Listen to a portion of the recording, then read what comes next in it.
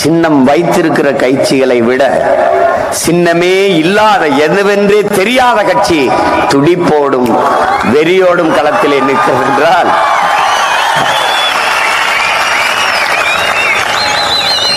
கவி பேரரசு வைரமுத்து அவர்கள் சொல்வார்கள், இறைக்காக விரட்டுகிற விலங்கை விட உயிரை காக்க ஓடுகிற விலங்கின் வேகம் அதிகம் என்று.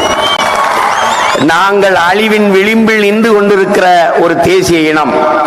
எம் இனத்தை மீட்க காக்க போராடுகிற நாங்கள், எங்கள் வேகம் உலகத்தில் எவரும் ஒப்பிட முடியாத அளவிற்கு வேகமாக இருக்கும்.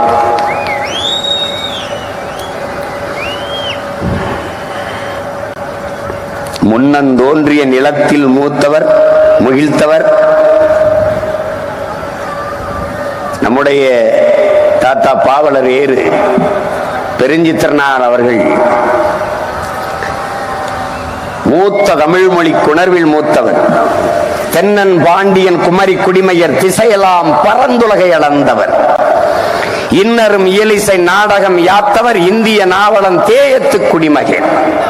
என்ன வியப்படா இவர்கள் தமிழர்கள் என்கிறார். ஆயினும் என்ன, இன்று இவர்கள் அடிமைகள் என்கிறார். அந்த அடிமை நிலையில் இருந்து விடுபடவே யாம் இந்த புரட்சிகர அரசியல் படையை நடத்துகிறோம்.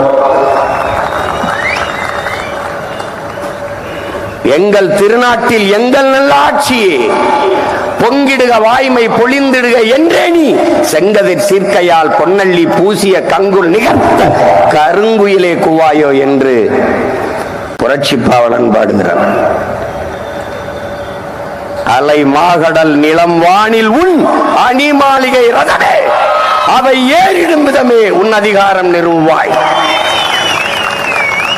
கொலை வாளினை எடடா மிக குணமேவிய உயர் குணமேவிய தமிழா என்கிறார். இடையில ஏதாவது பிரச்சனை இருக்கடா, கொலை வாளினை எடடாங்கிற பண்ண பழகடா பச்சை படுகொலை பைந்தமிழ் இனத்திற்கு உயிரடா விடுதலை.